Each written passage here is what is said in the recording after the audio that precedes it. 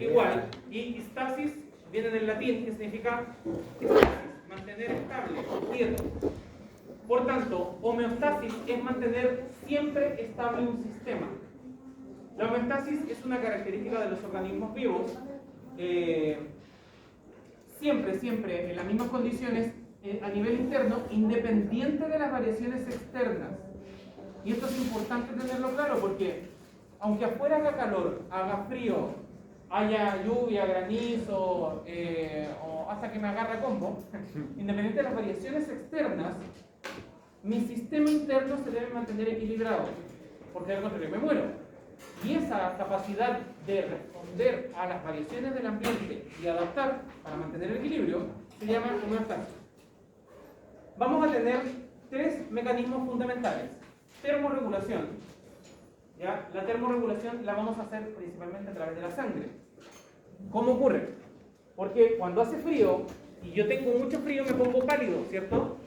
Si me pongo pálido es porque estoy haciendo vasoconstricción, es decir, estoy retirando la sangre de los lugares donde se pierde mucho calor, manos, cara, pies, y llevándola hacia el centro para guardar calorcito y no hacer hipotermia. ¿Ya? Equilibrio de pH. La sangre tiene, de hecho todo el cuerpo tiene un nivel de acidez establecido y es extremadamente fino, tan fino que tiene 2 decimales. El pH sanguíneo y el pH corporal en general oscila entre 7.35 y 7.45. No sé si se acuerdan algo de química, pero la escala de pH va de 0, de 1 en realidad, a 14. 1 es extremadamente ácido, 14 es extremadamente alcalino, 7 es el valor neutro. La sangre es neutra pero tirando ligeramente lo alcalino, pasándose un poquito, ¿sí? Es tanto así, tan estricto esta estabilidad, que si la sangre llega a 7 cerrado, no podemos morir. Acidosis, efectivamente. Aunque el pH 7 sea neutro en términos químicos, para nuestra sangre es ácido y se considera acidosis. Si el pH sube un poquito hasta 7.7, tenemos alcalosis, lo contrario, la sangre está alcalina y nos podemos morir también. Son situaciones graves. Y este equilibrio de pH también ocurre dentro de la sangre. Y el equilibrio de volumen, porque acuérdense que todo el volumen circulante sanguíneo corresponde a todo el volumen del cuerpo. Todos los líquidos se obtienen de la sangre, por tanto, cualquier exceso de líquido lo voy a eliminar por vía urinaria, pero a través de la sangre primero. La sangre va a recolectar ese exceso de líquido y lo va a llevar a los riñones para eliminarlo. Y cualquier falta de líquido lo voy a extraer de los tejidos para llevarlo a la sangre. Entonces, la sangre mantiene el equilibrio, ¿sí? Mantiene la homeostasis. Actúa como un sistema entonces de adaptación que hace ajustes a situaciones de estrés. Vamos a tener entonces la composición de la sangre. La sangre está compuesta fundamentalmente por células y líquidos. Vamos a entender que la sangre es un tejido fluido, corresponde al tejido conectivo modificado para no ser sólido ni blandito, sino que líquido como tal, que tiene una fracción completamente líquida que vamos a llamar plasma. Cuando se toma una muestra de exámenes, por ejemplo, se centrifuga y en la centrifugación se separan estas dos fases y vamos a tener arriba el plasma de color amarillento, transparente. ¿Han cachado cuando una herida como que da agüita? Ya, esa agüita es hiperfiltrado del plasma. Este es el color del plasma. ¿Ya? Y hacia abajo va a quedar las células, principalmente células rojas, que son la mayor cantidad, pero también plaquetas y glóbulos blancos. Ahora, el volumen del adulto, que también corresponde al concepto de volemia, ¿recuerdan? Hemos de sangre, ¿les dije esa raíz o no? Sí. Ya, volemia, volumen sanguíneo, corresponde más o menos al 8% del peso corporal. Entonces, esto creo que también ya lo habíamos comentado. Esto de hablar de 5 litros es un promedio, pero va a depender de cada persona. Y por eso no le permiten donar sangre a usted si usted pesa menos de 40 kilos. Usted pesa ya 45 kilos, el 8% son, a ver, si usted pesa 45 kilos, su 10% son 4 litros y medio, Su 8% son 3 litros, como 3 litros 700. Y ese es el volumen de sangre que tiene. Y la donación es medio litro, son en realidad 400 ml. Estoy sacando mucho. Por eso no puede donar sangre a una persona que pesa menos de 45 kilos, porque su volemia es muy baja. ¿Se entiende? Ahora, en términos de la estabilidad de la volemia, si se pierde agua, la sangre se concentra, aumenta la osmolaridad de la sangre, que es la concentración de solutos. ¿Sí? Y esta osmolaridad excesiva va a estar regulada por dos vías. Hipotálamo. El hipotálamo en el cerebro va a detectar que la sangre está muy concentrada, entonces va a desencadenar un impulso, que es el de la sed. Usted va a querer tomar agua, porque le falta agua en la sangre. Está muy concentrada, hay que diluirla. Y además, la hipófisis, también aquí en el cerebro, va a liberar una hormona que se llama antidiurética. ADH está en inglés, antidiuretic hormone. Hormona antidiurética, la misma porque. ¿Sí? Vamos a tener, además, mecanismos para regular el exceso de sangre, o exceso de agua en realidad en la sangre, que va a ser principalmente la diuresis. Se inactiva esta misma antidiurética, se bloquea, entonces usted orina más. El riñón filtra más agua y la bota a través de la orina. Vamos a tener dos tipos de sangre, que esto ya también lo vimos cuando hablamos de los vasos sanguíneos. La arterial siempre es rojo brillante, muy rojo. De hecho, rojo brillante como esto, así. Y rojo oscuro, más opaco, cuando es venosa. Dentro de este mismo concepto, aprovechando, les explico un examen muy clásico de sangre que se llama hematocrito, que tiene directa relación con esto. El hematocrito es el examen que se utiliza para determinar si usted está anémico y que corresponde a la relación entre glóbulos rojos y el volumen sanguíneo y se expresa en porcentaje. Normalmente, en un volumen de sangre X, 10 ml, por ejemplo, el porcentaje de glóbulos rojos debería ser mayor al 30%. Eso significa de que por cada 10 ml de sangre yo debería obtener 3 o más ml de puros glóbulos rojos. ¿Entiendes esa lógica, cierto? ¿Lo repito? El hematocrito es la relación glóbulos rojos versus sangre en forma de porcentaje. ¿Ya? Entonces, nosotros sabemos que este porcentaje de glóbulos rojos debería ser mayor al 30%. Esto significa entonces que en una muestra de sangre de 10 ml, el 30% son 3 ml. Ya, pues entonces, 3 ml de esta muestra de sangre, una vez centrifugada, deberían ser más o menos puros glóbulos rojos. ¿Entienden? Sí. Si usted tiene menos de eso, empezamos a hablar de anemia. ¿Sí? El paciente ya está con los glóbulos rojos medio bajos. En realidad, para que sea anemia, como diagnóstico, tiene que bajar del 15%. Hay gente que anda con el 10, 8% de hematocrito, 7% de hematocrito, hay que transfundir. ¿Sí? Pero se entiende la idea, ¿cierto? De hematocrito. Responde este mismo principio. Ahora, hablemos del plasma. El plasma es la fracción líquida de la sangre, ya dijimos, y está compuesta por agua, pero no solo agua. Vaya primero. Es de color amarillo pajizo, de hecho, estas son plasma para transfusiones, así se ven dentro de las bolsas. De color amarillo pajizo, que principalmente contiene agua, pero además también contiene los electrolitos, sodio y los otros iones, sodio, potasio, calcio, magnesio. De hecho, cuando ustedes toman un examen de sangre y quieren ver cómo está su sodio, se centrifuga la sangre y se saca solo el plasma. Y se mide la concentración de sodio en el plasma, no en las células. Y eso se llama electrolitos plasmáticos. Así se llama el examen de sangre. Mismo concepto ocurre con las proteínas. Las proteínas, que las vamos a detallar de ahí, las proteínas plasmáticas también se miden solo de la parte centrifugada, separada de las células. ¿Ya? Metabolitos. Cuando yo me refiero a metabolitos, me refiero a moléculas que el hígado ha modificado una de dos, para que no sean tóxicas o para que sean utilizables.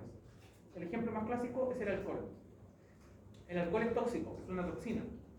Pero yo lo ingiero y el hígado es capaz de metabolizarlo. Lo modifica. Entonces, eso se transforma en un metabolito del etanol. ¿Ya? Es un metabolito que puede circular en la sangre, te emborracha, pero no te intoxica. Ahora, llega un punto en que el hígado dice, güey, ya no puedo más, y te intoxicas, haces intoxicación alcohólica. ¿Ya? Eso también puede pasar, pero con eso me refiero a metabolitos. Los metabolitos de hecho, de los medicamentos, los metabolitos de los alimentos. Cuando usted, por ejemplo, come grasa y se come unas papas fritas, esas papas fritas tienen varias cosas, entre ellas colesterol y tienen triglicéridos, pero resulta que los triglicéridos no pueden circular directamente en el plasma porque el plasma es muy líquido, muy agua, y lo otro es grasa, se separarían. Entonces, el hígado agarra el triglicérido y lo mezcla con una proteína y forma una lipoproteína, y esa porquería sí puede circular en la sangre, y eso también lo encontramos acá, como metabolitos del alimento. Hormonas, misma historia, también se miden del plasma. Cuando a usted le toman hormonas tiroideas, las hormonas, por ejemplo, ováricas, cualquier nivel hormonal se mide en el plasma sanguíneo de un centrifugado. Enzimas, también de procesos de cadenas de reacciones químicas en el cuerpo, y los anticuerpos. No sé si, ahora con COVID se volvió bien famoso, no sé si escucharon alguna vez que las personas que tuvieron COVID y se mejoraron, se les pedía donar plasma para hacer transfusiones. Claro, porque en el plasma quedan dando vuelta los anticuerpos que usted desarrolló contra el COVID y le pueden servir a un paciente que todavía no tiene anticuerpos. ¿Sí? Ahora, dentro de todas estas porquerías, las proteínas plasmáticas son complejas. Vamos a tener 3 tipos de proteínas plasmáticas. Componen más o menos entre el 7 a 9% del total del volumen del plasma como tal. Y vamos a tener 3. Primero, la albúmina. La albúmina es la proteína más importante del plasma sanguíneo. Es la más relevante. No se quede dormida mientras grabo. Se le va a caer el celular. Es la proteína más importante del plasma. Se fabrica por el hígado y proporciona algo que se llama presión osmótica y oncótica, que de ahí se las voy a explicar. Porque esto evita que el agua se salga de las venas y las arterias. ¿Ya? Vamos a tener también las globulinas. Las globulinas son fabricadas también por el hígado. Vamos a tener las globulinas alfa y beta que ayudan a transportar lípidos y vitaminas. Y las gamma-globulinas, que son estos. Las gamma-globulinas son los anticuerpos. ¿Ya? Son fabricadas no por el hígado, sino que por los glóbulos blancos, por los leucocitos, que intervienen en la inmunidad. Y finalmente tenemos el fibrinógeno. Se llama fibrinógeno. Tenemos el término genos, que es generar, ¿cierto? Y fibrino por otra proteína que se llama fibrina. Literalmente es una proteína fibrosa que sirve para hacer los coágulos. La fibrina es la que ayuda a construir la malla que tapona las hemorragias. ¿Ya? Entonces, por eso anda dando vuelta en la sangre. Y anda dando vuelta en forma inmadura, que es fibrinógeno. Porque si no, tendríamos coágulos todo el tiempo. La sangre estaría toda coagulada. En vez de eso, está dando vuelta en forma inmadura y se tiene que activar a través de la cadena de coagulación que da la mamá. Ahora, yo les dije que la albúmina establecía un tipo de presión. Voy a tratar de explicar. Existe un principio fisiológico que es muy complejo, pero que es tremendamente importante para ustedes, que se llama ley de Starling. A ver, la sangre por dentro tiene líquido, ¿cierto? Olvidémonos de las células por ahora, solo el líquido, el plasma. Y el líquido es agua, fundamentalmente, además de otras cosas tiene agua. Si yo tomo agua y la vierto, por ejemplo, arriba de la mesa, ¿qué pasa con el agua? Se desparrama, ¿cierto? Eso se debe a que el agua siempre empuja hacia afuera.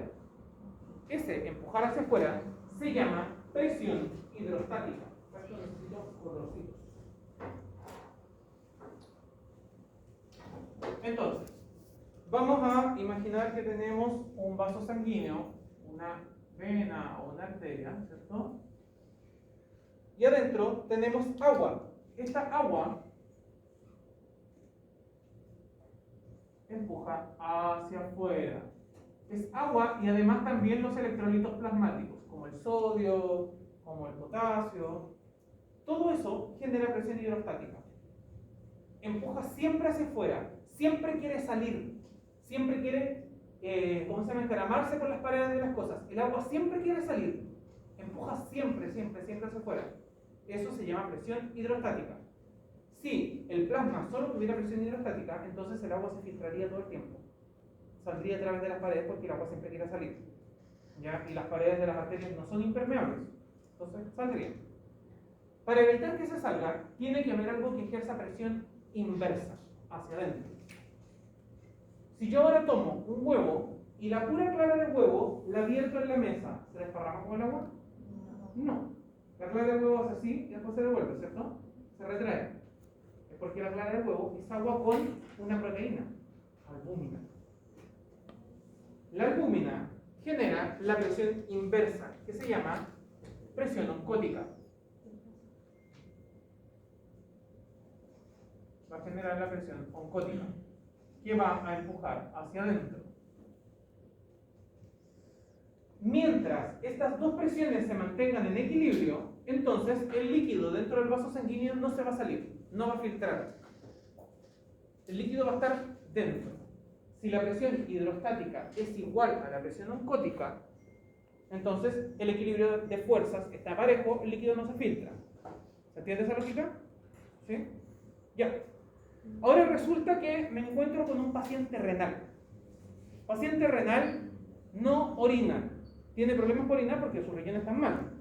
Si no orina, retiene agua y retiene sodio. ¿Me siguen? Y ese retener agua y sodio ocurre dentro de las venas y arterias. Por tanto, va a aumentar la presión hidrostática. ¿Qué va a empezar a pasar? La presión hidrostática y oncótica ya no son iguales. La hidrostática gana. Entonces, el líquido se sale. ¿Se sale hacia dónde? Hacia los tejidos. ¿Qué vamos a tener? Edema. Se hinchan los pies, se le hinchan las manos al paciente. ¿Me siguen? Sí. ¿Sí?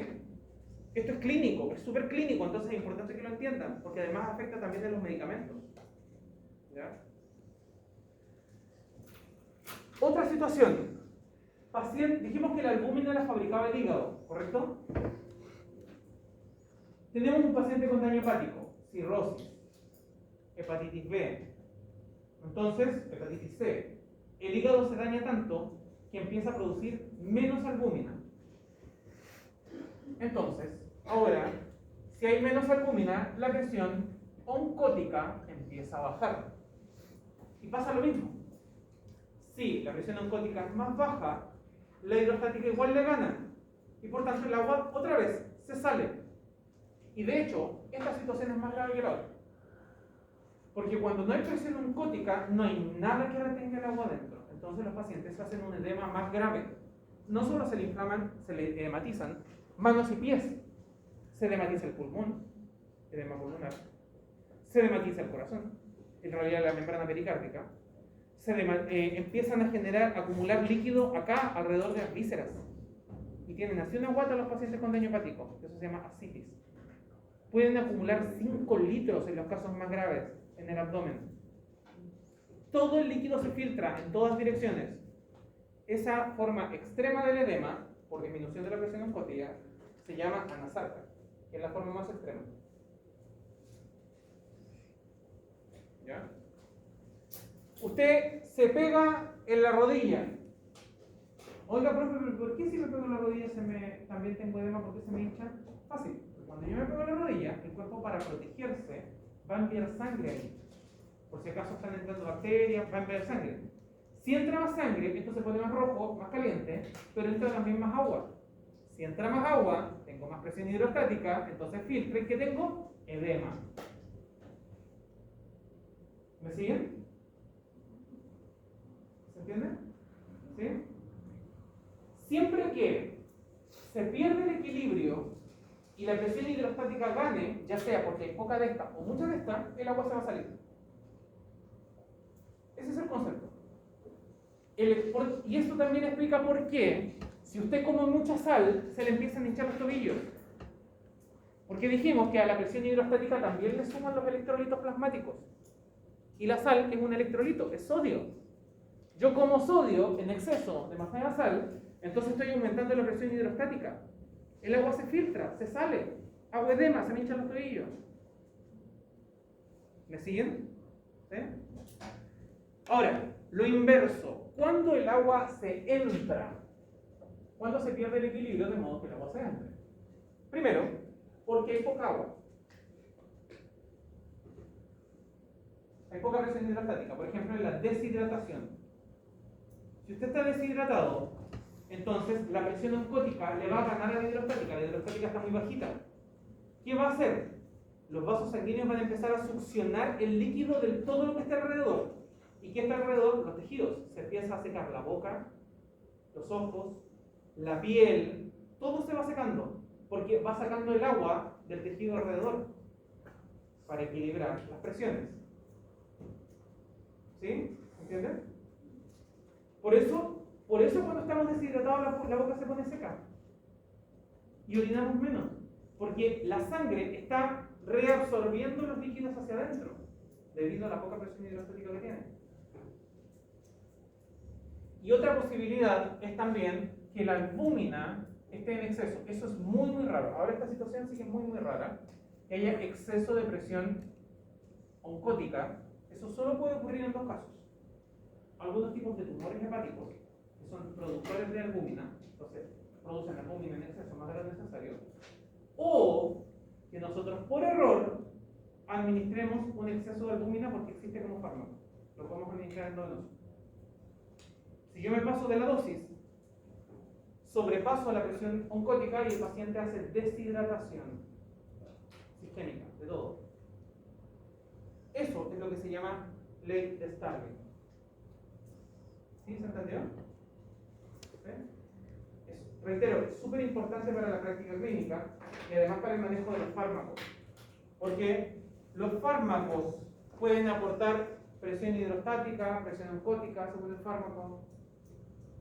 Si yo me equivoco y administro, por ejemplo, un fármaco con demasiados electrolitos, estoy pasando mucha presión hidrostática, ¿y qué pasa? Al paciente se le edematiza el brazo, no estoy pasando el medicamento, hace edema, porque estoy metiendo mucha presión hidrostática. ¿Sí? ¿Muy terrible esto? No, está explicado ahí abajo. Sí, está explicado ahí abajo, de hecho. Sí. Bien. Ahora, pasamos a las células de la sangre. Las células sanguíneas son tres fundamentalmente: los eritrocitos, los leucocitos y los trombocitos. ¿Qué significaba cito? La palabra cito, célula. Eritro significa en griego rojo, leuco significa blanco, trombo significa coágulo. Por tanto, los eritrocitos son las células rojas, los leucocitos son las células blancas y los trombocitos son las células de los coágulos. Más fácil posible. Entonces, son tres tipos. Los glóbulos rojos o eritrocitos deben su coloración a la hemoglobina que contiene hierro. Nosotros ya habíamos hablado de esto. Mientras más el hierro más oxidado esté, más oxígeno tenga, más rojo se ve. ¿Sí? No tienen núcleo, es una característica bien particular. Es la única célula del cuerpo que no tiene núcleo, la única célula viva del cuerpo que no tiene núcleo. Son cóncavos, están hundidos en el centro, ¿ya? De hecho ahí se concentra la hemoglobina y ahí agrupan el oxígeno. Transportan el oxígeno y viven aproximadamente 120 días.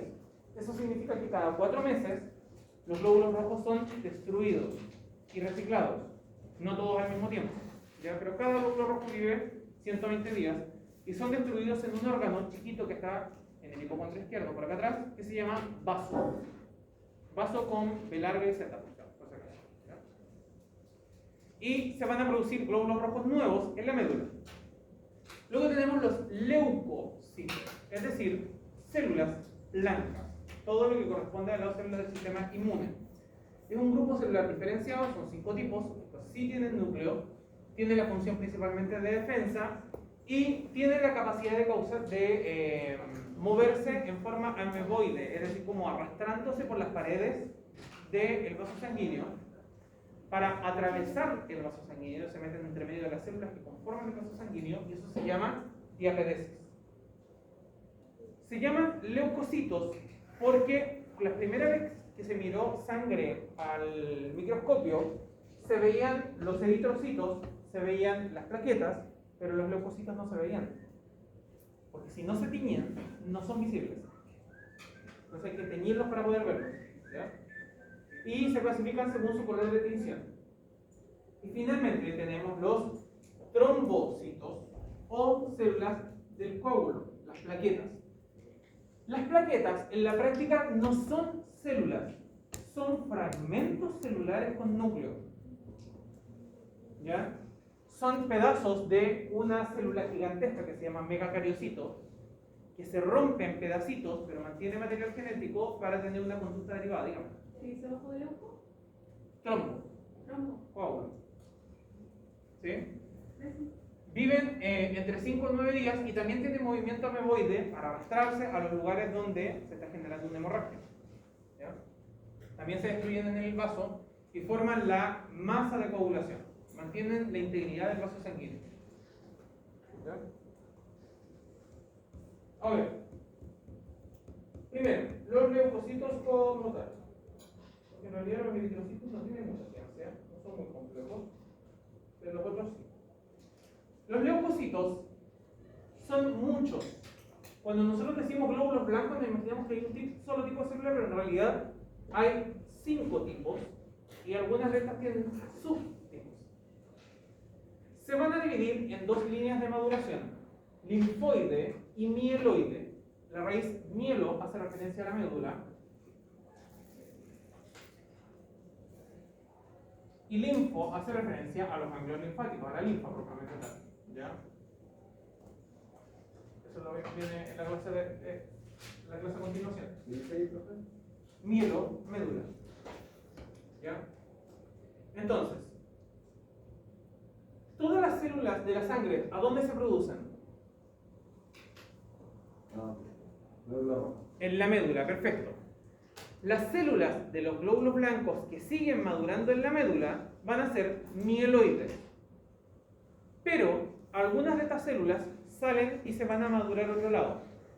Y como cualquiera que tiene que salir de la casa para madurar aparte, son más choras. Las células linfoides son mucho más choras, son mucho más agresivas. ¿Ya? Esas maduran en los ganglios linfáticos. ¿Se han cachado cuando uno se le inflaman los ganglios por acá atrás? No sé si les ha pasado en el cuello, como unos cototitos que se inflaman cuando está resfriado. Por ejemplo, se hacen brotes de herpes, o también en cuadros virales en general, se inflaman los ganglios. ¿Les ha pasado? Esos son ganglios linfáticos, ¿no? Los vamos a averiguar en otra clase. Entonces, se van a especializar, están muy especializadas. Vamos a tener primero los monocitos, que es una clasificación general, para leucocitos de tamaño grande, sin gránulos, que tienen la capacidad de fagocitar. La raíz fago, fagere, significa comer. Por tanto, las células fagocíticas se comen lo que pillan. ¿Ya? Los eosinófilos, el término filo significa amar. Amar o sentirse atraído. De hecho, de ahí viene la filosofía, amor por la sabiduría. De hecho, también de ahí vienen las parafilias, las atracciones sexuales raras, como la pedofilia. ¿Sí? El término filo significa atracción o amar. Los eosinófilos son básicamente, eosino significa ácido, eosino en griego hace referencia a las cosas ácidas. Los eosinófilos son aquellos que tiñen granitos de color rojo ácido cuando los tiñen. Por eso se llaman eosinófilos, tienen el nombre de la tinción. Son chiquititos, muy chiquititos, son bastante escasos y se encargan de regular la respuesta a las alergias y también a las infestaciones por parásitos. Los basófilos, filo, vaso de alcalino o bases en términos químicos, tiñen granitos de color azul alcalino. Son más escasos todavía y estos son los que desencadenan la respuesta alérgica. Los linfocitos, vamos a tener subtipos, estas son las células linfoides. Los linfocitos tienen varios subtipos y regulan la respuesta a agentes extraños, virus, bacterias, lo que sea en realidad. Y finalmente los neutrófilos, filo, neutro, es decir, tienen granitos en tono neutro, ni ácido ni alcalino, son muy abundantes y estos atraviesan los vasos sanguíneos, matan bacterias y qué sé yo. Ahora, yo les dije que cuando los glóbulos blancos atraviesan las paredes de los vasos sanguíneos, lo hacían arrastrándose. Ahí se ve. Eso se llama diapelesis. Ahí vemos un leucocito atravesando la pared de, o sea, en una ilustración, eso sí, no es un microscopio. Ahora nos metemos con la hemostasia. La hemostasia es el proceso de detener la hemorragia formando un coágulo. ¿Ya? Esto es un poquito complejo, así que traten de prestarme atención, porque esto tiene una cadena de procesos. No nos vamos a meter con la cadena de coagulación completa, porque si no les va a explotar el cerebro y me van a hacer una hemorragia subaracnoidea. Solo necesito que entiendan el proceso general. Primero, para que se detenga una hemorragia, tienen que pasar tres cosas al mismo tiempo. Tiene que disminuir la irrigación sanguínea de ese vaso, se tiene que vasocontraer, apretar, para que entre menos sangre. Segundo, se tiene que formar un tapón, y ese tapón está formado por plaquetas, trombocitos. Y para que ese tapón no se vea arrastrado por cualquier cosa, algo lo tiene que mantener firme y fijado. Y eso se llama malla de fibrina, derivada del famoso fibrinógeno que hablábamos recién. Entonces, ¿cómo ocurre esto? Cuando se rompe la cara interna de un vaso sanguíneo, porque siempre ocurre ahí en los vasos sanguíneos, cuando se rompe la cara interna de un vaso sanguíneo, se rompe el endotelio, va a quedar expuesta una proteína muy importante que la mencionamos siempre en todos los tejidos, que se llama colágeno. El colágeno va a atraer a las plaquetas y se van a empezar a depositar, arrastrando a veces glóbulos rojos entre medio, pero se empiezan a agrupar. Cuando llegan acá, se van a deformar y se van a poner estrelladas para agarrarse entre ellas, literalmente. ¿Sí? Cuando las plaquetas lleguen ahí, tienen que tratar de agarrarse y se van a agarrar utilizando un factor que se llama factor de von Willebrand. Aquí tenemos el colágeno expuesto en la herida y las plaquetas deformándose para agarrarse. Estas ramificaciones que forman se van a tratar de agarrar del colágeno utilizando, como les decía, el factor de von Willebrand. El factor de von Willebrand hace que el colágeno se pegue a la plaqueta y la mantenga fija. Mientras tanto llegan las fibrinas. ¿Sí? Todo esto está ocurriendo al mismo tiempo. Ahora, además, las mismas plaquetas, apenas se empiezan a pegar acá, van a liberar una sustancia que se llama serotonina. La serotonina es un neurotransmisor que está presente en el cerebro y que genera la sensación de ánimo, pero también en los vasos sanguíneos genera vasoconstricción. Las plaquetas van a dar la alerta para que el vaso sanguíneo disminuya su tamaño y no corra tanta sangre. Así no nos desangramos tan rápido. ¿Sí? Entonces vamos a tener vasoconstricción. Y además van a liberar una sustancia que se llama adenosín difosfato, parecido al ATP de la energía, pero este en vez de trifosfato es difosfato, que lo que hace es atraer más plaquetas para que se junten. Vengan todas las plaquetas a ayudar básicamente. Se agrupan. ¿Sí? Entonces, aquí ya dijimos dos de las fases. Ya hablamos de la vasoconstricción y la formación del tapón plaquetario. Al mismo tiempo, este colágeno expuesto, que era esta fibra que vemos acá, este colágeno expuesto, va a tener un efecto sobre el líquido sanguíneo. Acuérdense que en el plasma está disuelto el fibrinógeno, que era esta proteína inmadura. El fibrinógeno se va a alterar, se va a empezar a alterar con el efecto del colágeno, y se va a empezar una cadena donde una proteína que se llama protrombina, de trombo, de coágulo, protrombina, se va a transformar en trombina. Estas dos se miden en exámenes por si acaso. Cuando nosotros tomamos pruebas de coagulación, una de las 12 cosas que medimos son la protrombina y la trombina, y el tiempo de coagulación. La trombina va a agarrar básicamente al fibrinógeno y lo va a transformar en fibrina. Entonces ahora, las plaquetas no solo van a estar fijadas acá por ellas mismas, sino que se va a formar una malla que las va a apretar, formando el coágulo.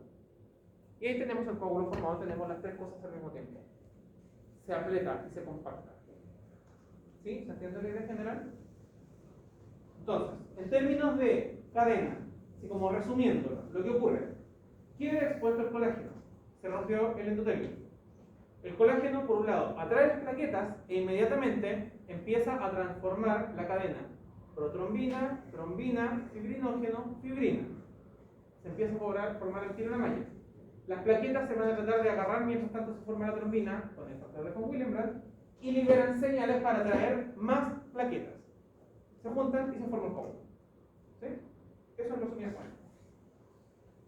Repito que esto es resumido, la cadena de copulación es mucho más larga y de hecho tiene todos estos factores. Todos estos son los factores de la copulación. No me interesa que entiendan toda la cadena porque en realidad es mucho. Pero sí, me interesa que todos estos factores intervienen y que si falta cualquiera de ellos o cualquiera de ellos falla, la copulación no va a funcionar bien. Si se fijan, uno de los factores de la copulación es el calcio. Eso significa que si usted tiene hipocalcemia, la copulación no funciona bien. Hay alteración de la copulación.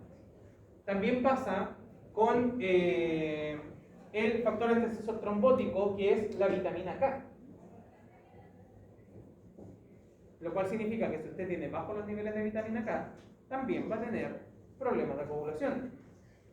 Y vamos a tener, además, algunos factores específicos que pueden causar, si no existen, van a causar enfermedades hemorrágicas congénitas, como el factor 8. El factor 8 es el que está ausente en las personas que tienen hemofilia. Las personas hemofílicas no tienen el factor 8 por genética. Entonces, sangran. Y hay una enfermedad muy parecida que se llama enfermedad de von Willebrand, que lo que no tienen es el factor de von Willebrand. ¿Ya? Pero es eso. ¿Qué pasa en el caso de las personas que son diabéticas cuando no pueden, no les ponen más comensal las heridas? Ya, sí. En los pacientes diabéticos, habitualmente lo que ocurre es que hay un problema no con la glucosa, sino que con la insulina. Los excesos de... porque los pacientes diabéticos no les funciona bien la insulina. Por eso eres diabético, porque la insulina no te funciona bien. Entonces, tu páncreas va a liberar más insulina todo el tiempo, pero no es suficiente porque es una insulina de mala calidad. Ese exceso de insulina disminuye tu capacidad popular. Interfiere en la cadena. Ese es el problema. ¿Sí? Bien, ahora nos pasamos a la producción de las células. ¿Se acuerdan que la palabra poiesis, qué significaba? Poiesis. Crear o producir. De hecho, por eso les conté que había un café que se llamaba Café Poiesis. ¿Se acuerdan, no? En Valdivia hay un lugar que se llama Café Poiesis. Vamos a ir. La hematopoiesis, claro, van a ir allá, el profe me habló de la hematopoiesis y el café poiesis. La hematopoiesis es la producción de células sanguíneas y ocurre siempre en la médula roja. Entonces vamos a tener una célula madre sanguínea, que básicamente es una célula pluripotencial. Esta célula pluripotencial va a evolucionar y una de dos, o se queda en la casa de la mamá y se transforma en una célula mieloide, o sale de la casa de la mamá para madurar en otro lado, ser más chora, y se transforma en una célula linfoide, que se va a los ganglios linfáticos. Las que se quedan en la casa de la mamá siempre son más piolitas. Se pueden transformar en tres cosas. Como es pluripotencial esto también, se puede transformar directamente en un glóbulo rojo. Por eso ahí tenemos la producción de glóbulos rojos dentro de la médula. En un megacariocito, mega por grande, ¿ya? Cario hace referencia al material genético, una célula enorme con mucho material genético que después se va a romper en fragmentos con material genético, que son las plaquetas, o en un mieloblasto. Blasto, acuérdense que es el término que usamos para las células inmaduras. Esta todavía no termina de madurar. Mieloblasto se puede transformar a su vez en glóbulos blancos del tipo neutrófilo, basófilo o eosinófilo. ¿Ya? Los granitos que se tenían. Pero la célula madre linfoide es más chora. Se va a madurar a los ganglios linfáticos o a otros órganos linfáticos como el timo. Ahí se va a transformar en un linfoblasto, es decir, en la célula linfática inmadura, que a su vez se va a transformar en linfocito B, linfocito T, o, aquí dice cíclico, pero debería ser asesino, literal, ¿eh? Así se llama, natural killer en inglés. Linfocito natural killer o asesinos naturales. Como les dije, las que maduran fuera de la casa son mucho más choras. De hecho, Los linfocitos T y los natural killers son las que se encargan de matar todo agente extraño que encuentren. Son chorizas. ¿Ya? Los linfocitos B son los soploides nomás, son los que dicen a quiénes hay que matar. ¿Sí? Ahora, todo este proceso ocurre, como les decía, parte de la médula y va madurando en otros lugares. Y la médula de todos estos tipos de células fabrica 500.000 millones de células por día. Cada día se producen 500.000 millones de células, de todos los tipos. ¿Sí? En el feto, este proceso no ocurre en la médula, sino que ocurre en el hígado, y cuando el niño nace, antes de nacer de hecho, empiezan a migrar y se van a la médula roja. Son células pluripotenciales, que esto yo ya se los había dicho, forman todos los lineajes sanguíneos, y va a estar regulada la maduración en unos tipos o en otras a través de proteínas. La leucopoiesis, es decir, producción de glóbulos blancos, va a estar regulado por citoquinas. La eritropoiesis va a estar regulado por una hormona que se llama eritropoyetina, producida en el riñón. Esto es súper importante, porque la eritropoyetina la tenemos como medicamento.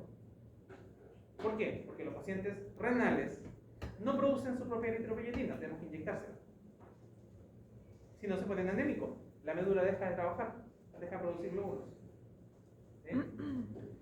La trombopoiesis es fabricada por el hígado, y también pacientes con daño hepático hacen disfunción del recuento de plaquetas. Entonces tenemos que inyectarle trombopoyetina para que puedan coagular, porque si no se mueren. ¿Sí? Bien, y finalmente, grupos sanguíneos.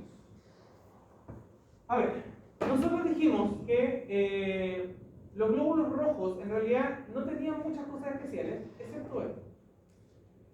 Los glóbulos rojos tienen marcadores de superficie, que en la práctica son antígenos eritrocitarios. Los antígenos están ahí para que nuestra sangre pueda reconocer que nuestra sangre es nuestra sangre y no es de nadie más. ¿Ya? Están ahí para identificar, reconocer nuestra propia sangre, evitando que sangre extraña entre al sistema. Si entra sangre desconocida al sistema, entonces el sistema inmune la va a atacar y la va a destruir, particularmente los linfocitos T. Si no reconozco, voy a destruir. Esto funciona, cabros, igual que un partido de fútbol. Igual que un partido de fútbol, o de básquetbol, o de lo que sea. Si yo no conozco los miembros de mi equipo, ¿cómo identifico que son de mi equipo? Por la camiseta. Correcto, por la camiseta. Tenemos entonces que entender que los antígenos son las camisetas de los glóbulos rojos. ¿Sí? Permiten el reconocimiento de los que son de mi equipo. Ahora, esto es súper importante para las transfusiones, porque si yo le meto sangre a un paciente que no es de su grupo sanguíneo, el sistema lo va a reconocer como un agente externo, como una intoxicación de un agente externo. Y además de destruirlo, de destruir esa sangre, que se llama hemólisis, hemo de sangre, lisis de romper. Lisis significa romper. ¿Ya? Además de destruirlo, como es una gran cantidad, porque no son 2 celulitas, estamos pasando 400 ml, y van millones de células, el cuerpo reacciona muy mal, como si fuera una infección. El paciente hace fiebre, puede entrar en shock incluso. Por eso es importante para las transfusiones. Y también para los embarazos. Porque resulta de que la mamá también puede tener una guagua que sea de un grupo sanguíneo no compatible con el suyo. Y si el feto no tiene compatibilidad con la madre, el cuerpo de la madre puede destruir al feto. O por el contrario, si la sangre fetal entra en circulación al cuerpo de la madre, que no debería ocurrir, la madre va a entrar en shock. Motivo por el cual hoy en día usamos medicamentos para evitar eso. ¿Ya? Ahora, antes de explicar los sistemas sanguíneos, entendamos que esto apareció evolutivamente. La transfusión no es algo que se nos haya ocurrido hace 5.000 años o 10.000 años. La humanidad cuando evolucionó no tenía transfusiones. Esto es algo que inventamos hace 200, 300 años. ¿Por qué entonces podría haber sangre contaminando mi sangre? ¿De dónde? ¿Por qué el cuerpo tendría que desarrollar un mecanismo de defensa contra contaminaciones de sangre? ¿Cómo? ¿O lo quiero claro? ¿Por qué? Porque el cuerpo, ¿de dónde mi sangre se podría contaminar con sangre desconocida? Comiéndola. El sistema digestivo lo destruye. El sistema digestivo destruye todo lo que pasa por dentro para poder asimilarlo. No llegan glóbulos rojos a tu sangre. Lo que llegan son proteínas, hierro, ¿cachai? ¿Una herida? Ya, yo tengo una herida abierta. ¿Y cómo le va a entrar sangre de otro? Si hubiera un choque y otra persona que estuviera mal lado. Generalmente a través de luchas. Porque las luchas eran normales en los pueblos tribales. Y la gente se agarraba a palpazos, o te agarraba un tigre y el tigre te mordía el brazo, pero tú le cortabas y no sé, para defenderte. Y si la sangre del tigre cae sobre tu herida, esa sangre no puede entrar a circular a tu cuerpo. Porque la herida está abierta, los vasos sanguíneos están abiertos. La sangre del tigre no puede entrar a mi circulación. Y por tanto, el cuerpo lo que hace es destruirla. Reconocerla como si fuera una infección. Para eso evolucionaron los grupos sanguíneos. ¿Se entiende? Principalmente por ese mecanismo evolucionaron los grupos sanguíneos. Ahora, hay dos sistemas de clasificación. Primero, sistema A, B, O. Son solo dos antígenos distintos. El antígeno A, el antígeno B. El antígeno O no existe, es la ausencia de antígeno.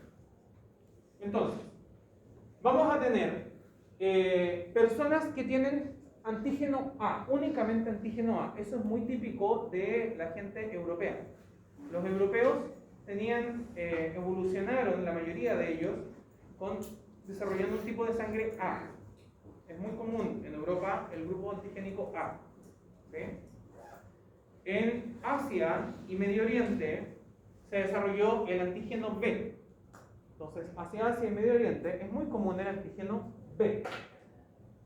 Si gente europea se junta con gente de Asia o de Medio Oriente, que era muy común porque no estaban tan lejos, y tienen un hijo, ese hijo tenemos dos opciones.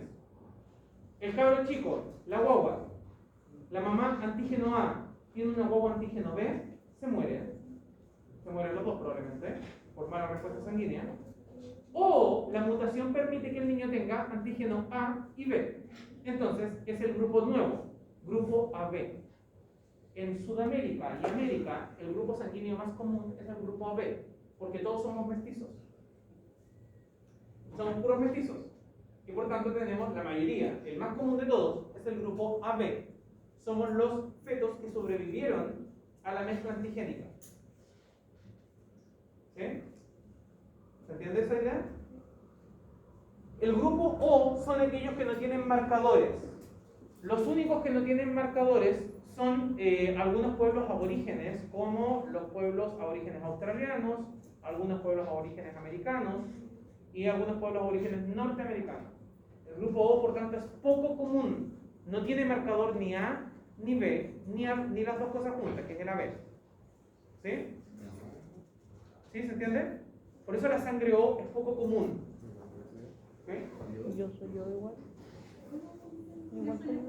Y tenemos, este sistema se combina con el sistema RH porque los glóbulos rojos no tienen una sola camiseta, tienen un segundo marcador, que es el marcador RH. El marcador RH se llama así porque se detectó primeramente en el monorreus, que es un tipo de mono, y como nosotros evolutivamente estamos emparentados con los simios, ¿ya? También tenemos este mismo marcador, que es el marcador RH. Hay subtipos, el único que nos preocupa es el D, que es el más común en humanos. Y es súper simple. Si tiene el marcador es RH positivo, si no lo tiene es RH negativo. ¿Qué significa esto? Que vamos a combinar los dos sistemas para determinar la compatibilidad sanguínea. Por tanto, una persona que tiene grupo A, B, positivo, significa que su eritrocito tiene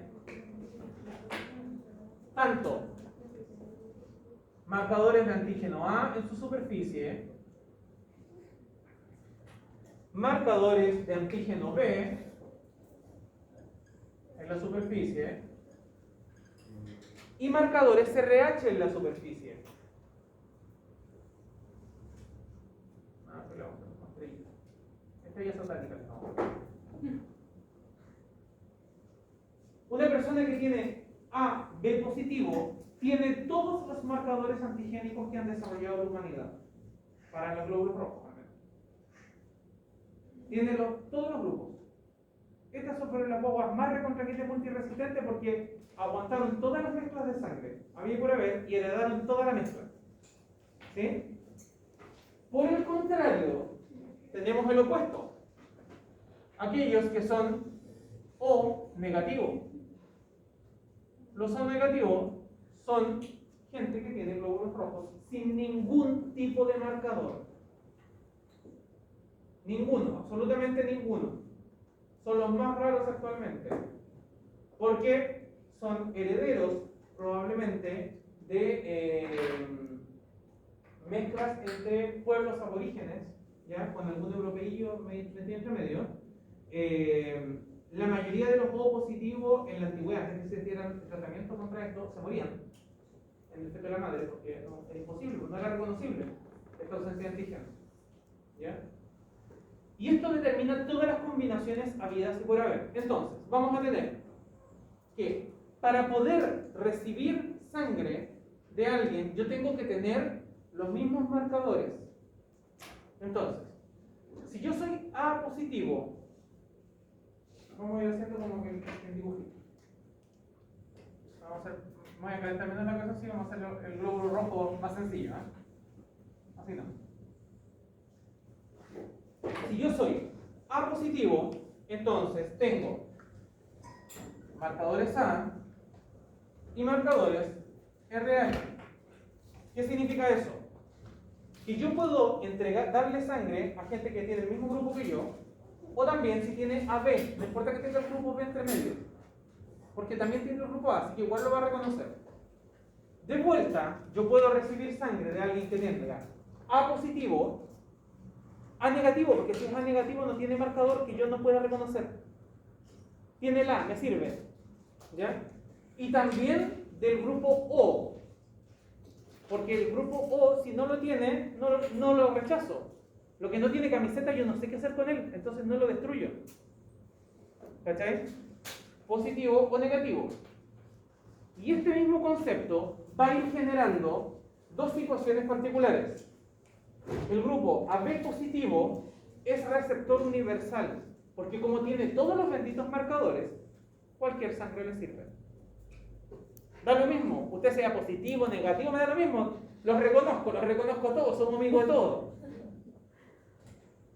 Pero solo puede donarle a gente que tiene el mismo grupo de sangre. AB positivo. Por el contrario, el grupo O negativo es donante universal, de hecho son los más, la gente que más buscan los bancos de sangre. Los O negativos, como no tienen ningún marcador, nadie los reconoce, nadie sabe qué hacer con ellos, entonces nunca son rechazados en términos sanguíneos. Es donante universal, su sangre le sirve a cualquiera. El gran problema de los O negativos es que solo pueden recibir de O negativo, porque como no tienen ningún marcador, no pueden recibir sangre con ningún tipo de marcador de por medio. Y eso es un problema enorme, porque cuando una persona va y dona sangre O negativo, yo soy O negativo, invento, soy O negativo, voy y dono mi sangre, ¿sí? Yo dono sangre y mi sangre sirve para cualquiera. El banco de sangre la va a retener. A menos que no haya, de verdad que no quede, stop, no haya ninguna posibilidad de darle esta sangre, por ejemplo, a un AB positivo. Ya, pero no hay más, no queda ninguna opción. La única bolsita que tenemos de negativo, cuídenla por favor, se la damos al AB positivo. Justo llega un paciente O negativo, no hay sangre, claro. No hay ni una opción. Todos los otros grupos sanguíneos tienen varias opciones de quiénes recibir, si se fijan. Pero el O negativo no tiene ninguna otra opción. ¿Sí? ¿Se entiende el concepto? Sí. Bien. Ahora, ¿cómo se determina el grupo sanguíneo? A través de una reacción antigénica. Esta reacción de antígeno se hace en una tablita donde se colocan gotas de sangre y se le agrega el antígeno. Entonces se revuelve. Y si coagula, entonces es el grupo. Entonces, por eso, por ejemplo, el A positivo con A coagula. Si no coagula, entonces no es. No tiene el antígeno. No hay reconocimiento. Por eso cuando tú vas a donar sangre, te preguntan tu grupo sanguíneo y de todas maneras, por si acaso, igual siempre prueban por lo menos los dos antígenos más importantes. El AB y el RH. Ponen una gotita cada uno y hacen con la tablita. Ah, sí, efectivamente ustedes es. ¿Sí? ¿Se entiende? Bien. Es re temprano en todo caso, ¿eh? Avancemos al tiro con la segunda clase, ¿les parece? Porque mientras más avancemos, más temprano va a salir. ¿Les parece? Sí. Así que avancemos con sistema linfático. Ay, Profe, ¿mi vieja es O negativo? ¿O negativo?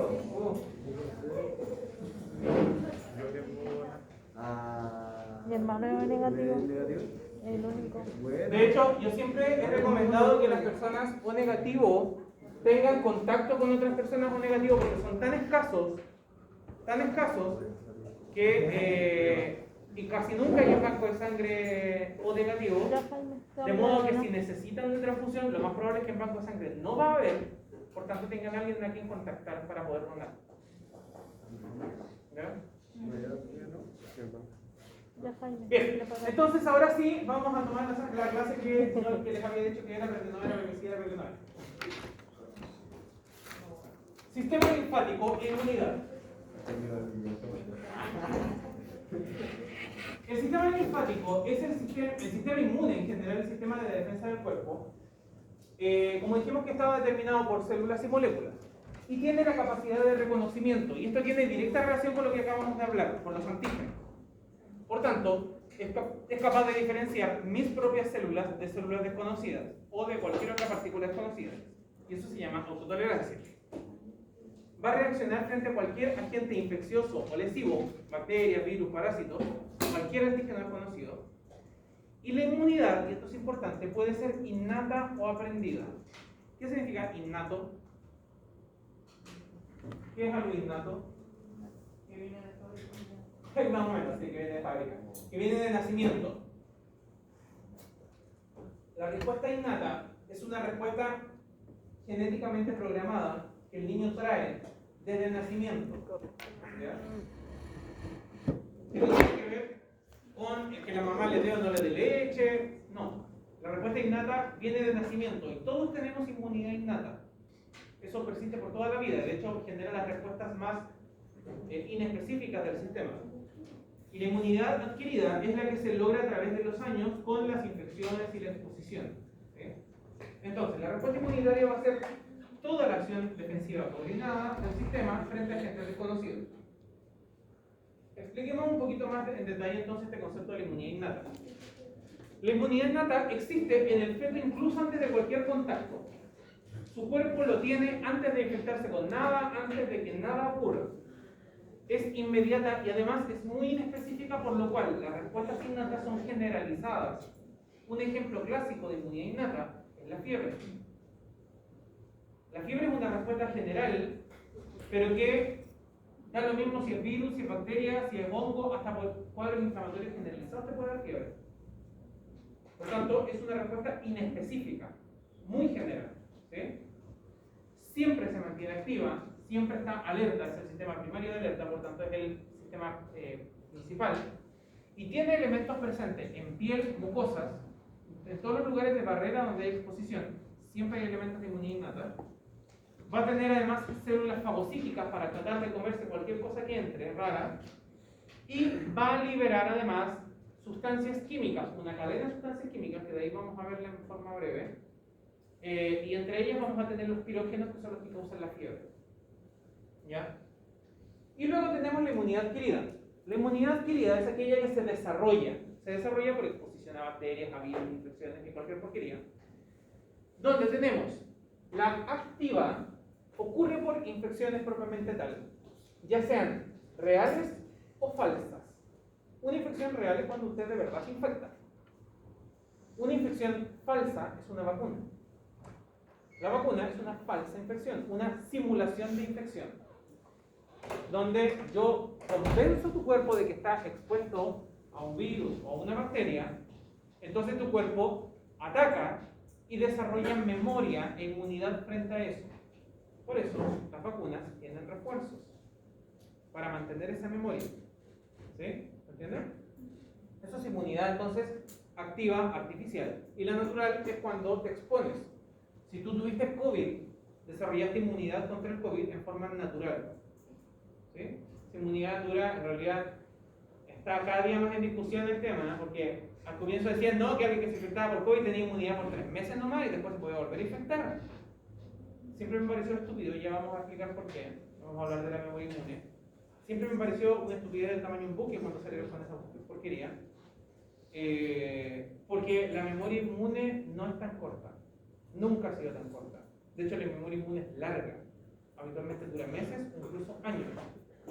Por ejemplo, hay infecciones que causan memoria inmune por 20 años. Por eso la hepatitis. La vacuna de la hepatitis dura 10 años. La vacuna contra el tétano dura 20 años. Porque la memoria inmune así de larga puede llegar a ser para algunas cosas. ¿Ya? Oye, a propósito de vacunas, les recuerdo, no sé si se los dijo Claudio, pero tienen que colocarse sus vacunas porque sin las vacunas de hepatitis les van a cortar el acceso a los laboratorios. Ah, ya. Muy bien. Estamos todos repitiendo el mismo. Bien. Después tenemos la inmunidad pasiva. La inmunidad adquirida pasiva es aquella que ocurre sin que haya una infección de por medio. O sea, yo lo que hago es traspasar solo la memoria. La madre lo hace a través de la leche. La mamá le entrega anticuerpos a la guagua a través de la leche. Eso es inmunidad adquirida, porque se lo entrega a la mamá, pero pasiva, por vía natural. Y hoy en día existe la pasiva artificial porque podemos hacer transfusión de anticuerpos, lo que hablábamos con COVID. Transferencia de plasma, ¿se acuerdan? Estamos transfiriendo anticuerpos en forma pasiva. El paciente nunca desarrolló la infección. Bien, vámonos entonces por detalle. Partamos con la inmunidad innata y sus elementos. En la inmunidad innata, entonces, vamos a tener mecanismos de defensa básicos. La primera línea de defensa, internos y externos. Si no funcionan, se van a activar los linfocitos. Los linfocitos son de la inmunidad adquirida, ¿ya? Son activos. Primera línea de defensa entre patógenos y reconocen cosas que no me pertenecen a través también de marcadores, a través de camisetas, antígenos básicamente. Como estos no son, las células de este grupo no son muy buenas para reconocer independientemente, solo reconocen patrones generales y eso se llama patrón molecular asociado a patógenos. Pero básicamente es un antígeno. ¿Ya? Esta porquería son antígenos. Lo que pasa es que los linfocitos son más específicos. Saben reconocer COVID. Esto es el antígeno del COVID, variedad Omicron 1. Así es la memoria inmune, de los linfocitos. Pero de los granulocitos y los monocitos, no. Es como, esta hueá es rara, me la como. ¿Sí? Funciona así, es mucho menos específica. Por eso no hablamos tanto de antígenos acá, pero es lo mismo. Se activan entonces macrófagos y dendritas. Los macrófagos y células dendríticas son derivados del monocito. ¿Se acuerdan que les dije que había unos que se llamaban monocitos? Bueno, los monocitos son células oligopotenciales capaces de transformarse en osteoblasto. ¿Se acuerdan que el osteoblasto les dije que venía de una célula sanguínea? De acá. ¿Ya? Que no va a tener actividad inmune, solo se va a encargar de la pega en el hueso. Y se van a transformar en macrófago, macro de grande y fago comer, células grandes que comen, y células dendríticas. Las células dendríticas son bien interesantes, vienen del término griego dendros. Dendros en griego significa árbol. Y lo utilizamos para cualquier cosa que esté ramificada. Por ejemplo, las neuronas tienen dendritas. ¿Sí? Cualquier cosa que esté ramificada, vamos a decir que es dendrítico o tiene dendritas. ¿Por qué la célula dendrítica tiene dendritas? Porque esta célula es lo que se llama un presentador de antígeno. Digamos que tiene sus ramitas extendidas para tratar de abarcar lo más posible. Por ejemplo, en la piel. En la piel hay células dendríticas. Entonces, tú tuviste roce, te pegaste un rasponcito, y en ese raspón quedaste expuesto a bacterias. La célula dendrítica detecta un patrón raro, que hay algo raro, entonces manda la señal. Y esta señal se la manda al macrófago.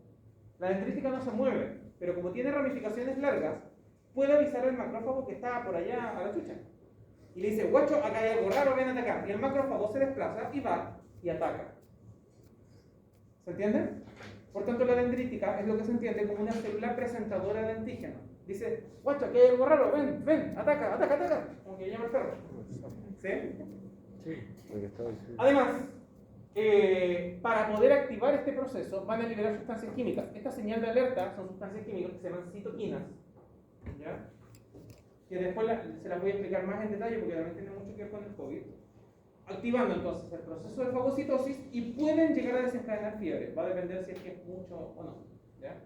Activando todo el sistema. Entonces, va a llegar el macrófago y va a hacer el proceso de fagocitosis. La fagocitosis va a ser la capacidad de algunas células de capturar moléculas y también organismos extraños a través del proceso de endocitar, endo hacia adentro y cito de la célula, para adentro, se la come. Adentro va a digerir a esta bacteria, virus o lo que sea a través de enzimas, ¿ya? Y estas enzimas después literal las va a cagar. Estas enzimas van a ayudar al sistema de alerta del cuerpo también. Una vez que destruyó la partícula, la molécula, bacteria, el hongo, lo que sea, se va a liberar los desechos junto con las enzimas. Y esas enzimas van a formar parte de la cadena del sistema de alerta. Vamos a tener tres grandes tipos de células fagocíticas. Los neutrófilos, que andan dando vuelta a la sangre. Los macrófagos, que generalmente están más presentes en los tejidos. Y algunos fagocitos muy específicos que viven sin salir de ahí en algunos órganos. Por ejemplo, tenemos las células de Kupffer. Las células de Kupffer son un caso bien interesante. ¿Por qué? Cuando tú comes, por ejemplo, un pancito, ese pancito tiene bacterias, hongos, virus en la superficie. No es estéril. Todo lo que comemos está contaminado. ¿Ya?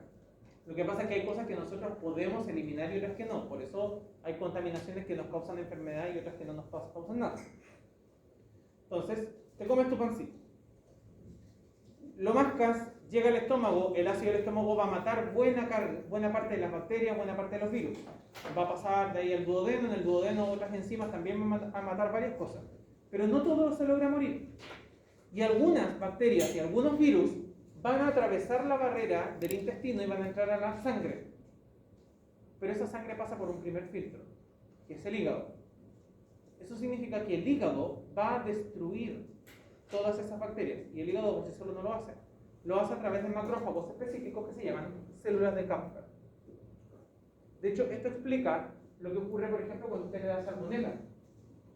Si tú te comes un huevo contaminado con salmonela, ¿ya? Crudo, te hace una mayonesa, te da diarrea, gastroenteritis, vómito, la infección es digestiva, pero no tiene salmonela en la sangre. ¿Por qué? Si la bacteria logró sobrevivir a todo el proceso. Porque la salmonela efectivamente entró a la sangre, pero cuando llegó al hígado, las células de Kupffer lo hicieron recagar. Por tanto, tengo salmonela en el sistema digestivo, pero no tengo salmonela en la sangre. Porque si llego a tener salmonela en la sangre, voy a tener septicemia y me voy a morir sí o sí. Sin vuelta. O sea, bueno, con mucho antibiótico en la UCI te puedo salvar, pero es muy difícil. ¿Se entiende? El mismo concepto ocurre, por ejemplo, con las microglias. En el cerebro sí que no puede entrar nada. El cerebro es como el sancta sanctorum del cuerpo. Tiene los filtros de los recontraquiete filtros de los recontraquiete filtros. Y uno de esos filtros son macrófagos que se comen cualquier cosita rara que llegue al cerebro, por si acaso, que se llaman microglias. En el vaso pasa lo mismo, en los alvéolos pulmonares. Cuando yo inhalo aire, claro, el sistema respiratorio filtra un montón de porquería, pero alguna que otra bacteria llega. Y la membrana alveolar es finita, es fácil que entren a la sangre. tienen que haber macrófagos ahí que se coman lo que pueda llegar. ¿Sí? Todos estos son sistemas innatos, porque son inespecíficos. Aquí vamos a ver, bajo microscopía, un macrófago persiguiendo a cocos. Son células de bacterias y se la comen. ¿Sí?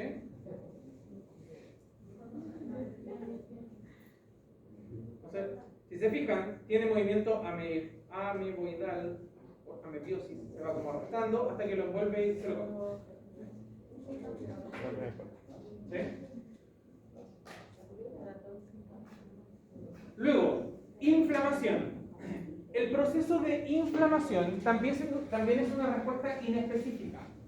Tan inespecífica que no solo ocurre cuando hay infección, sino que cuando hay cualquier tipo de daño. Cualquier daño de tejido desencadena el proceso inflamatorio. Por si acaso, por si las moscas, por si se mete algo. ¿Cachai? La inflamación aparece por si acaso. Por si hay algún peligro, inflamemos mejor. Es un sistema muy inespecífico. Ocurre solo en tejidos conectivos muy polarizados, porque para poder inflamar necesito sangre. Ya lo expliqué ya antes a través de la ley de Starling. ¿Y cuál es la gracia de la inflamación? Cuando un tejido se inflama, entra sangre, mucha sangre, pero la sangre sale poco. Como sale poco, se encapsula. Eso genera la inflamación, pero también encapsula a cualquier agente agresivo que pudiera haber. Lo estamos manteniendo retenido en su lugar para poder destruirlo ahí y que no se distribuya al resto del cuerpo. Ese es el objetivo de la inflamación. Encapsular, contener cualquier cosa rara que se pudiera tratar de distribuir al cuerpo. Ahora, el proceso inflamatorio es súper importante que lo entiendan y ocurre a través de una cadena de efectos de sustancias químicas que básicamente es lo que se llama la cadena del ácido araquidónico. A ver, cuando hay lesión de un tejido, ya sea con infección o sin infección, da lo mismo, cuando un tejido se lesiona, el sistema innato, particularmente las células dendríticas, van a liberar citoquinas. Eso ya lo dijimos, como sistema de aviso. Estas citoquinas se pueden, de hecho, no es que se puedan, se van a transformar en una serie de porquerías. No nos vamos a ir muy en la bola. Me interesa que entiendan los principios más generales. Y dentro de esas cosas están las ciclooxigenasas, COX-1, COX-2, COX-3 que están en el cerebro. No, vamos a estar en la hora. Pero, una de las cosas que se van a liberar o que se va a transformar estas citoquinas van a ser la histamina. La histamina, ¿les suena a antihistamínico? La histamina es la que desencadena el proceso inflamatorio en las alergias, por ejemplo. Cuando yo encuentro cualquier agente desconocido, si usted es alérgico, por ejemplo, al polvo o del polen, el polen lo reconozco como algo desconocido, como algo, quizás una bacteria, no sé, es algo que yo no conozco, entonces alaraqueo. Y empiezan las dendríticas a liberar citoquinas que se van a transformar en histamina, generando un proceso inflamatorio. Se le inflama la mucosa, se pone mucosa, se le ponen así los ojos, moquea hasta la vida, le cuesta respirar. ¿Sí? En esta misma cadena de reacciones químicas, el ácido araquidónico se va a transformar entonces en histamina, las famosas COX 1 y 2, no me interesa que se lo aprendan, pero esto, a su vez, se va a transformar en una sustancia que es muy importante, que se llaman prostaglandinas. Las prostaglandinas dilatan las arterias de entrada en el lugar. Las prostaglandinas van a hacer que las arterias de entrada se dilaten y van a empezar a entrar junto con las arterias, con la sangre, glóbulos blancos. Estos, principalmente macrófagos y otros, van a liberar serotonina y la serotonina van a generar vasoconstricción de las venas de salida. Entonces, entra sangre, pero no sale. O sea, sale, pero poco. ¿Sí? Entonces se empieza a acumular el líquido. ¿Qué tengo yo? A raíz de las prostaglandinas, tengo eritema, de eritro, de rojo, se pone rojo la zona. Tengo calor local, el lugar se pone caliente solo por el exceso de sangre. y tengo edema. Solo por el aumento de presión hidrostática, porque hay más sangre en el lugar. La simple cadena que lleva las prostaglandinas genera eritema, calor local, edema, y además las mismas prostaglandinas van a irritar el nervio local, irritación nerviosa. ¿Qué siente usted al respecto? No es que se ponga nervioso, le duele. La irritación nerviosa local va a generar dolor. Porque claro, el golpe genera dolor por lesión del nervio, pero después de que se lesiona el nervio ya no pesca. Por tanto, tengo que mantener la señal a través de las prostaglandinas. Dolor. ¿Sí? ¿Se entendió esto? ¿Lo repito? Ya. Hay lesión. Usted se pegó en el dedo chico. Como el tejido se dañó, producto del golpe, entonces las células dendríticas van a liberar citoquinas. Las citoquinas van a hacer toda su puta cadena de COX, ácido araquidónico, la guarifaifa. Llegamos a las prostaglandinas. La estoy acordando. Y las prostaglandinas van a dilatar las arterias para que entre más sangre. La serotonina liberada también van a contraer las venas de salida, entonces se va a acumular líquido. Este simple proceso va a generar que se ponga rojo porque hay mucha sangre, caliente porque hay mucha sangre, edema porque hay mucha sangre, mucha presión hidrostática, y además la misma prostaglandina va a irritar el nervio de ahí, entonces le va a seguir doliendo. Por este motivo, por este mismo motivo, usted se va a tomar un diclofenaco, o un ibuprofeno, o un ketorolaco, o un ketoprofeno, o un nefercil, o un ácido menfenámico, o una dipirona. Todos esos pertenecen a la misma familia farmacológica que se llama AINES. Los AINES cortan la cadena de las prostaglandinas. Si yo corto las prostaglandinas, disminuye el eritema, el calor local, la inflamación y el dolor. ¿Se entiende? Esa era la importancia de esto. ¿Los AINES son para la inflamación? Son analgésicos y antiinflamatorios. Pero además, las prostaglandinas normalmente se liberan solo en el lugar. Si son muchas las prostaglandinas que se liberan, empiezan a filtrar y a salir de aquí y empiezan a circular en la sangre. Si circulan en la sangre, pueden llegar a un lugar en el cerebro que se llama termorregulador hipotalámico, desencadenando fiebre. El exceso de prostaglandinas circulantes en la sangre van a alertar al sistema central de temperatura, que es el centro termorregulador, y va a subir la temperatura. Por ese motivo, los AINES son antiinflamatorios, analgésicos y también antipiréticos. También sirven para la fiebre, tienen los tres efectos. Porque actúan sobre las prostaglandinas. ¿Sí? ¿Se entendió la importancia de esto? Sí. Ya. Antes de explicar el mecanismo de la fiebre, necesito explicar algo que tiene que ver con el COVID. Yo creo que con esto les voy a explicar esto y vamos a hacer pausa para que nos cambiemos de sala. ¿Ya? A ver. La primera sustancia que se libera, que es la que desencadena toda la cadena, la que genera toda la cadena, son las citoquinas, ¿cierto? En el COVID fue grave, ya no es tan grave, fue muy grave en la humanidad, porque desencadenaba un cuadro que se llamaba tormenta de citoquinas. Y eso necesito explicarles. A ver, el sistema inmunológico de un niño está preparado para aprender cosas nuevas, porque todo el tiempo él trae su inmunidad innata, pero se tiene que encontrar con un montón de cosas nuevas que aprender. Y hay bacterias que no va a reconocer y que tiene que desarrollar memoria, y eso es normal. Su sistema inmune está preparado para encontrarse con cosas desconocidas, que tiene que aprender a reconocer y desarrollar memoria. Nosotros estamos viejos para eso. Después de entre los 17 y los 20, se empiezan a atrofiar algunas partes, particularmente el timo, empieza a disminuir la flexibilidad inmunológica, porque se supone que tú ya desarrollaste la memoria más importante. Cualquier memoria que tengas que desarrollar después va a ser de algo que ya conoces, de cosas que alguna vez ya has visto por algún lado, aunque sea que no te infectaste, pero por último fuiste expuesto. ¿Cachai? Ya no es tan desconocido. De adulto no tenemos buena flexibilidad inmunológica, porque ya hemos estado expuestos a todo lo importante. COVID es una variante, los grupos de coronavirus es una variante de virus que no infectaban a la raza humana desde hace 200 generaciones.